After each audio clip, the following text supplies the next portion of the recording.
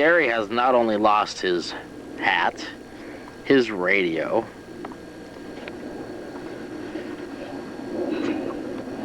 Gary has also just lost his fishing pole before he brought his other pole out. Not to mention, I'm all wet. Sometimes grabbing your pole is good luck. This time it was bad luck.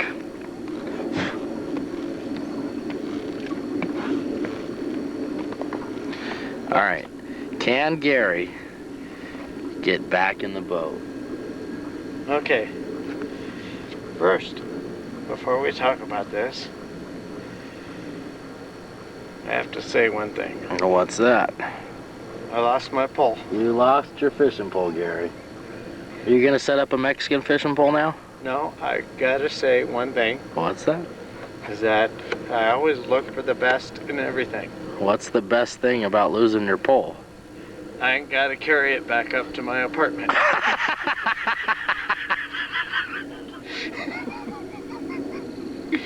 Okay. So, what are we gonna do, Gary? damn, I don't believe I just lost my fishing pole. Oh, Damn. You dropped it 3 times today. 3 times? Third time was a charm. It fell in the water. You know why you didn't catch it though? Because you couldn't see in the dark. Yeah, well, I'll tell you.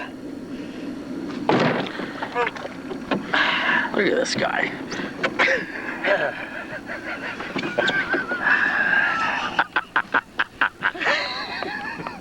Still ain't dried off yet. Yeah. What's the smallest part on your body right now, Gary? Smallest part on my body is at least one of my testicles. I'm not sure which one. And the letter was there. It's so fucking cold. And put your clothes, put your sweats on, dude. That's okay, I found my lighter. Create heat. It works. So I can get a cigarette. And a beer. Bye, pole. Okay. Had to do that memorial for my pole. Okay. I'll be okay right after this.